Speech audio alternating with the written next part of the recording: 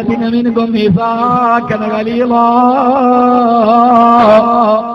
ഖുർആൻ പറയാ വാഖദിന മിൻകും മീസാകൻ ഗലീളാ. ഒരു ബലിഷ്ഠമായ ഉടമ്പടിയാ. യുവൻ ഐക്യരാഷ്ട്രസഭയെക്കാരിൽ ഉടമ്പടിയാണിത്. അങ്ങനെ നമ്മൾ പറഞ്ഞിട്ട് അടിക്കില്ല മർദ്ദിക്കില്ലെന്ന് പറഞ്ഞ് വിളിക്കൊണ്ടുവന്ന് നമ്മുടെ വീട്ടിൽ കൊണ്ടുവന്ന് നമ്മുടെ പ്രിയപ്പെട്ട ഭാര്യ, നമ്മുടെ മക്കളെ പ്രസവിച്ചു തന്ന ഭാര്യ, നമ്മളെ കാത്തിരിക്കുന്ന ഭാര്യ, വീട്ടിൽ നിന്നിറങ്ങിയാൽ തിരിച്ചിറങ്ങുന്നത് വരെ കാത്തിരിക്കുന്ന ഭാര്യ. ഇന്ന് ഇൻഷാ അല്ലാഹ് വയത് കഴിഞ്ഞിട്ട് 1 മണിയുടെ ട്രെയിനിൽ ഞാൻ മംഗലാപുരത്ത് നിന്ന് കയറും. ഉച്ചയ്ക്ക് ഇൻഷാ അല്ലാഹ് കൊല്ലത്ത് 12:30 റെയിൽവേ സ്റ്റേഷനിൽ ഇറങ്ങും. വാതിൽ കയറുമ്പോഴും ഭാര്യ ചോദിച്ചു എപ്പോഴാണ് ട്രെയിന്? സഹോദരങ്ങളെ, അവസാനം 12:30 വീട്ടിലെത്തുന്നത് വരെ ഓരോ മണിക്കൂർ അലാറം വെച്ച് ചോദിക്കുന്ന ഭാര്യ. വാക്കവി മരിച്ചു എന്നൊരു വാർത്ത കേട്ടാൽ ആ വാർത്ത പോയി പറയാ നിങ്ങൾ കഷ്ടപ്പെടുന്നത് എന്റെ ഭാര്യയുടെ മുമ്പിലാ. കബീർ വാക്കവി മരണപ്പെട്ടു എന്നാൽ അത് പറയാൻ വിശ്വസിപ്പിക്കാൻ, എന്റെ ഭാര്യയെ വിശ്വസിപ്പിക്കാൻ നിങ്ങൾ പാടുപെടും. ഓരോ മണിക്കൂർ കഴിയുമ്പോഴും അലാറം വെച്ചെഴുന്നേറ്റിട്ട് എവിടെ എത്തി എന്ന് ചോദിച്ച് വാതിലിന്റെ മുമ്പിൽ മുഖം കാണുന്നത് വരെ ആസക്തിയുള്ള ഭാര്യ. നമ്മുടെ മക്കളെ പ്രസവിച്ചു തന്നവേ, നമ്മൾ പറയും വഴക്കുണ്ടാകുമ്പോ എന്റെ മക്കളെ എനിക്ക് തന്നേരടി പറയാ. നമുക്കെന്ത് അർഹതയാണുള്ളത്? പ്രസവ വേദന നമ്മൾ അറിഞ്ഞില്ലല്ലോ, പാലൂട്ടി നമ്മൾ വളർത്തിയില്ലല്ലോ. നിനക്ക് വേണ്ടി കാത്തിരിക്കുന്ന നിന്റെ ഭാര്യ, കാമുകിക്ക് വേണ്ടി സമയം കളയുന്നവരെ, മറ്റുള്ള പെണ്ണിനെ വന്നിരിക്കുന്നവരെ, ആത്മാർത്ഥമായിട്ട് നെഞ്ചത്ത് കൈവച്ചിട്ട് ഞാനൊന്ന് ചോദിക്കട്ടെ, ഇതേവരെ നിന്റെ ഭാര്യയോട് പരാതിയും പരിഭവമല്ലാതെ ഇന്നേവരെ നീ അവിടെ കണ്ണിലേക്കൊന്ന് തുറിച്ചു നോക്കിയിട്ടുണ്ടോ? എല്ലാം കഴിഞ്ഞു വരുമ്പോ ഒരു നിമിഷം നീ അവളുടെ കണ്ണിലേക്കൊന്ന് സ്നേഹത്തോടെ തുറിച്ചു നോക്കിയിട്ടുണ്ടോ? ജീവിതത്തിൽ ഒരിക്കലെങ്കിലും അവളുടെ തലമുടിയുടെ ഇടയിലൂടെ നിന്റെ കൈവിരലുകൾ കൊണ്ട് നീ ഒന്ന് തടികിത്തലോടി കൊടുത്തിട്ടുണ്ടോ?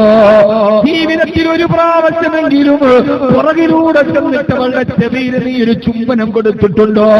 ഇതൊക്കെ കാമുകിക്ക് കൊടുക്കാറുള്ളതല്ലേ? അല്ല മോനെ ചെറുപ്പക്കാരാ, അവളുടെ ചെവിയുടെ പുറകിൽ നീ ഇന്നേ വരെ ഒരു മുത്തം കൊടുത്തിട്ടുണ്ടോ?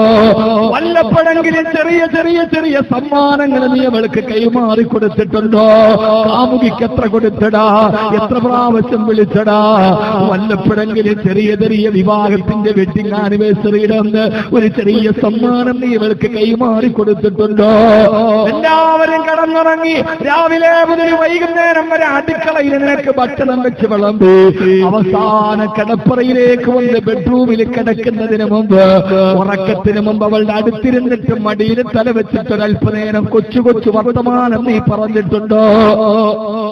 നിനക്ക് വേണ്ടി ഭക്ഷണം വിളമ്പി വെച്ചിട്ട് അവള് കാത്തിരിക്കുമ്പോ, പാതിരാത്രി വൈകി വരുമ്പോ ഒരിക്കലെങ്കിലും ഞാൻ വൈകി വന്നതിന് നീ അവളോടെ കയ്യിൽ പിടിച്ചിട്ടൊരു ക്ഷമാപണം നടത്തിയിട്ടുണ്ടോ? നിനക്ക് ഭക്ഷണം വെച്ചിട്ട് വിളമ്പിയിട്ട് നിനക്കത് വിളമ്പി തരുമ്പോ അത് മുഴുവനും കടിച്ചുകൊണ്ടിരിക്കവേ നിന്റെ പുറകില് നാണത്തോടെ നിൽക്കുമ്പോ ഈ ഭക്ഷണം നന്നായി മോളെ ഒരിക്കലെങ്കിലും നീ അവളെ അഭിനന്ദിച്ചിട്ടുണ്ടോ? ആരാരുമില്ലാത്ത സമയത്ത് കടപ്പറയിലോട്ട് പോകുമ്പോ അവളുടെ കൈവിരലുകൾക്കിടയിലേക്ക് നിന്റെ കൈവിരലുകളെ നീ കയറ്റി വെച്ചിട്ടുണ്ടോ? അല്ലാഹു നമ്മുടെ വിരലുകളുടെ ഇടയിൽ വിടവ് തന്നതെന്തിനാ? കാമുകിയുടെ കൈപിടിച്ച് കടൽ തീരത്തൂടെ നടക്കാനല്ല, അത് നമ്മുടെ ഭാര്യയുടെ വിരലുകൾക്കിടയിലേക്ക് നമ്മുടെ വിരലുകൾ കോത്തുവെച്ച് അവളുടെ സങ്കടത്തിലും സന്തോഷത്തിലും സന്താപത്തിലും ഞാനുണ്ട് കൂടെ എന്ന് നീ ആയുസ്സിൽ ഒരു പ്രാവശ്യം പറഞ്ഞിട്ടുണ്ടോ?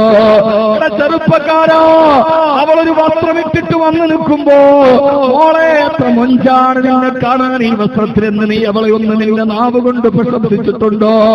അവളുടെ കയ്യിലിട്ട മൈലാഞ്ചി ചോപ്പ് അറിയാതെയെങ്കിലും നീ ഒന്ന് ആ വിരലിൽ കൈപ്പത്തീരി പിടിച്ചു നോക്കിയിട്ടുണ്ടോ?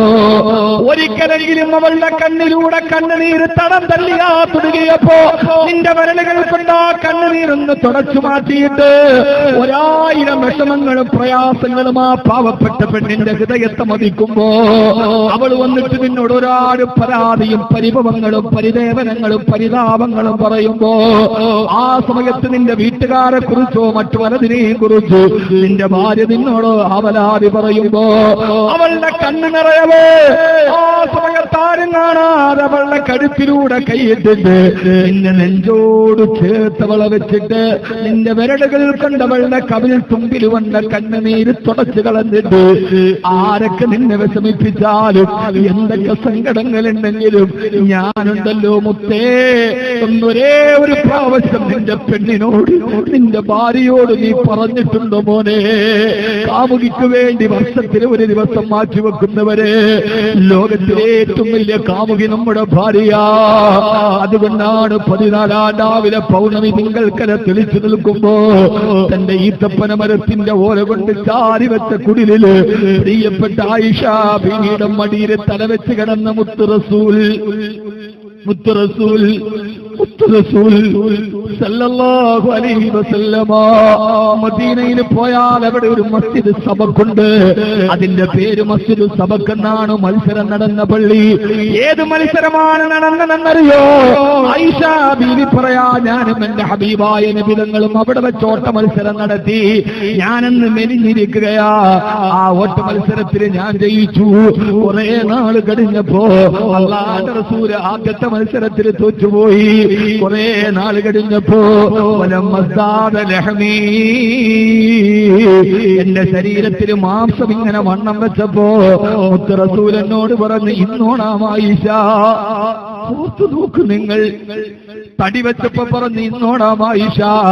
രണ്ടാമതോടിയപ്പോ ശരീരത്തിന് വണ്ണം കൂടിയത് കൊണ്ട് ഞാൻ കതച്ച് തോറ്റുപോയി. ലോകത്തേത് കാമുകനും കാമുകിയുമാണ് ഇതിനപ്പുറത്തേക്ക് പ്രണയം പങ്കുവച്ചത്? ഏതവസ്ഥയിലാണ് ഈ പ്രണയമെന്നറിയോ? ആയിഷ ബീവി പറയാ, ഞങ്ങൾക്ക് ജീവിക്കാൻ പട്ടിണിയായിരുന്നു. ഒരിക്കലും റസൂലുള്ള വന്നിട്ട് പറഞ്ഞു, ആയിഷ വിശക്കുന്നു മോളെ, ഒന്നുമില്ല വീട്ടില്, ഒന്നുമില്ല നബിയെ, എന്നാൽ ഞാനിന്ന് സുന്നത്ത് നോമ്പ് പിടിച്ചുകൊള്ളാം ആയിഷ എന്ന് പറഞ്ഞിട്ട് എന്നെ ഹബീബായ നബി തങ്ങൾ റൂമിന്റെ മൂലയിൽ പോയി. മത്സ്യം ചുരുണ്ട് കിടക്കുന്നത് പോലെ കാൽമുട്ടുകളെ വയറ്റിലേക്ക് ചേർത്ത് വെച്ച് ചുരുണ്ട് കിടന്നു. കണ്ടിട്ട് എനിക്ക് സഹിക്കാൻ കഴിഞ്ഞില്ല.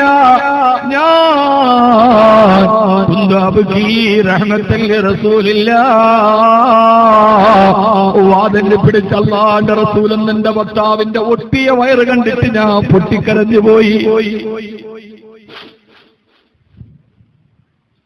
എനിക്ക് സഹിക്കാൻ കഴിഞ്ഞില്ല.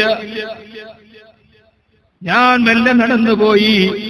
അല്ലാഹുവിന്റെ റസൂലിന്റെ അടുക്കൽ ചെന്ന് നിന്നിട്ട് ആ ഒട്ടിയ വയറ്റിലേക്ക് എന്റെ വലത്തെ കൈകൊണ്ട് അല്ലാഹുവിന്റെ റസൂലിന്റെ ഒട്ടിയ വയറ്റിൽ ഞാൻ തടകി കൊടുത്തു. ഹബീബായ നബി തങ്ങൾ ചാടി എഴുന്നേറ്റ് ചോദിച്ചു, എന്തേ ആയിഷ, എനിക്കിത് കണ്ടിട്ട് സഹിക്കാൻ കഴിയുന്നില്ല നബിയേ. അങ്ങയുടെ ഒട്ടിയ വയറ് കണ്ടിട്ട് എനിക്ക് നിയന്ത്രിക്കാൻ കഴിയുന്നില്ല. നമ്മുടെ ഭാര്യമാര് സാധുക്കളല്ലേ അവര്? നമ്മുടെ ഭാര്യമാര് നമ്മുടെ ജീവിതത്തിന്റെ താങ്ങും തണലുമല്ലേ? എന്ത് വിഷമമുണ്ടായിട്ട് രാത്രിയിൽ ഉറക്കമില്ലാതെ കിടക്കുമ്പോ ഇടയ്ക്ക് ജോലിക്ക് നിങ്ങൾ ഉറങ്ങിയില്ലേ? ഇല്ല. എന്തേ ടെൻഷനാണ് മോളെ? ആ സമയത്ത് കരുത്തിലൂടെ കൈയിട്ടിട്ട് മരിക്കുന്നത് വരെ ഞാനുണ്ട് കൂടെ എന്ന് പറയുന്ന അവരുടെ ആശ്വാസം തരുന്ന ഹൃദയത്തിന്റെ തണുപ്പ്. അതുകൊണ്ട് സഹോദരങ്ങളെ, സമയം വൈകിയതുകൊണ്ട് ഞാൻ അവസാനിപ്പിക്കുകയാണ്. ഭാര്യമാരെ പ്രണയിക്കാൻ കരുതുക. ഏറ്റവും നല്ല പ്രണയം ഭാര്യയോടാണ്. കവിത പാടേണ്ടത് പെണ്ണിനോടാണ്. കവിത പാടേണ്ടത് പെണ്ണിനോടാണ്. നമ്മളൊക്കെ പെണ്ണുങ്ങളോട് കാമുകിയോട് കഥ പാടാറുണ്ട്. ഭാര്യയോട് പറയണമെന്നാകെ തൗഫീക്ക് നൽകട്ടെ. പണ്ടൊക്കെ ഭാര്യ ഭർത്താക്കന്മാരുടെ ഇടയിൽ സൗഹൃദമുണ്ട്. ഗൾഫിൽ നിൽക്കുമ്പോ അന്ന് ഫോണില്ല, മൊബൈലില്ല, കത്താണ് എഴുതുന്നത്. ഇല്ലണ്ടില് കത്തെഴുതിയിട്ട് ആ കത്ത് 3 ദിവസം കഴിഞ്ഞ് പോസ്റ്റ്മാനെ കാത്തിരുന്ന് പോസ്റ്റ്മാൻ കൊണ്ടുവന്ന് കയ്യിൽ കൊടുത്ത് അത് പൊട്ടിച്ചു വായിക്കുമ്പോൾ ഒരു സുഖമുണ്ട്. അതാണ് പ്രണയത്തിന്റെ സുഖം. അതിലെത്രയെത്ര വിശേഷങ്ങളാണ്. ഞാൻ വെച്ച തൈമാവ് പൂത്തിയിട്ടുണ്ടോ, നമ്മുടെ വരിക്കയിൽ ചക്കയുണ്ടോ.